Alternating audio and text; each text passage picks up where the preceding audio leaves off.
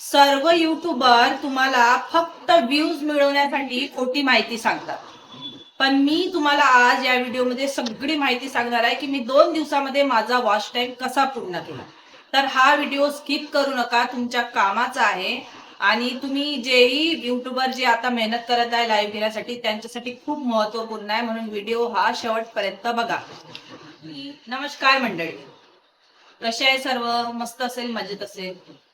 तर मी आज तुम्हाला महत्वपूर्ण गोष्ट सांगणार आहे की मी माझा 2 दिवसामध्ये वॉच टाइम कसा पूर्ण केलाय.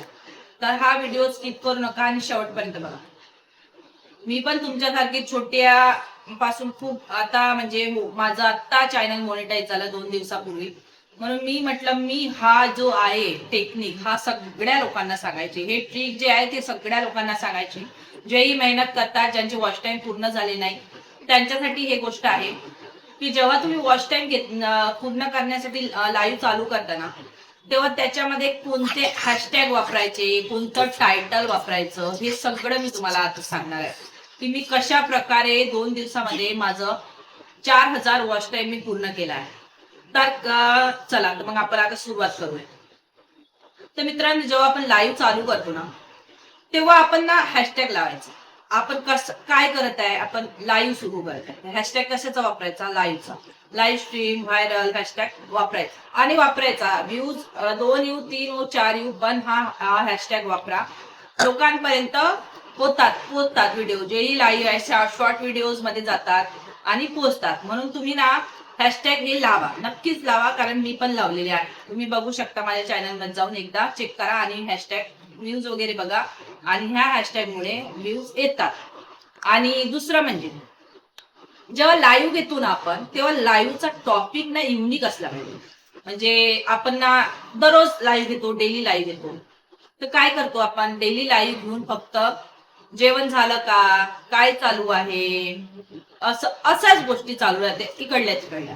दररोज दररोज येणारा व्यक्ती, दररोज दररोज जो लाईव्ह वर येतो व्यक्ती, तो कंटाळून जातो, तो येत नाही. तो म्हणजे त्याला असं वाटतं ह्याच गोष्टी चालू आहे, ह्या गोष्टी तर आपल्याला दुसऱ्याला बाजूच्यांना पण विचारू शकतो आपण, अशी बोलतात.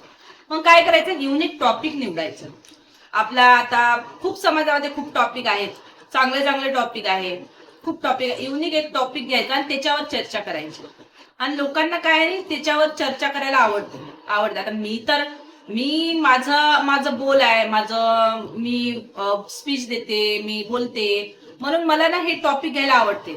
आपल्या इतिहासांचे टॉपिक आहे, आपल्या एज्युकेशनचे टॉपिक आहे, सामाजिक टॉपिक आहे, खूप सारे टॉपिक आहे. तुम्ही त्याच्यावर एक लाईव्ह घ्या, त्यांच्याशी जुळा, त्यांचे कमेंट वाचा, त्या कमेंटचे तुम्ही उत्तर द्या आणि जसे जसे त्यांना वेलकम करा. जसे नावं, जसे जसे आपल्याला मेसेज येतात, हाय बोलतात, आपण त्यांना नमस्कार म्हणून त्यांना वेलकम करायचं.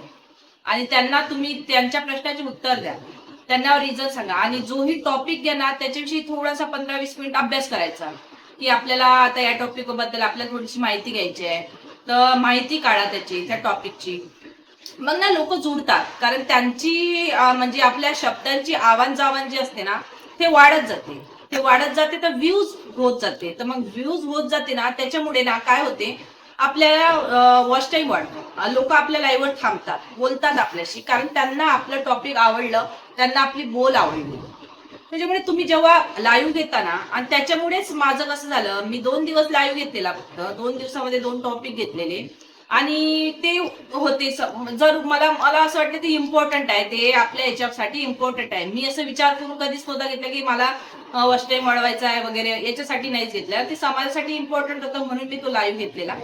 आणि मला त्याच्यावर रिस्पॉन्स मिळाला. सगळ्यांचे जे मत आहे ते मला कळले, माझे मत मी त्यांना सांगितले, काय व्हायला पाहिजे, कसं व्हायला पाहिजे, याच्यावर सगळं. आणि बोलता बोलता बोलता बोलता माझा लाईव्ह हा 2 दिवसामध्ये, म्हणजे मी बोलत राहिले, बोलता बोलता माझा गळा पण बसून गेला. मी 2 दिवसामध्ये बोलले नाही, बोलण्याचं लाईव्ह घेतला नाही, कारण माझा गळा पूर्ण डाऊन झाला होता त्या 2 लाईव्ह. मला 11 घंटे 10 घंटे मी बोलत गेले, माहित आहे, 2 दिवस 11 घंटे 10 घंटे मी बोलत गेले त्या लाईव्ह वर. त्याच्यामधूनच माझा ना वॉच टाइम पूर्ण झाला, त्याच्यामध्येच माझा वॉच टाइम पूर्ण झाला, कारण मी त्यांना तेवढा रिस्पॉन्स दिला.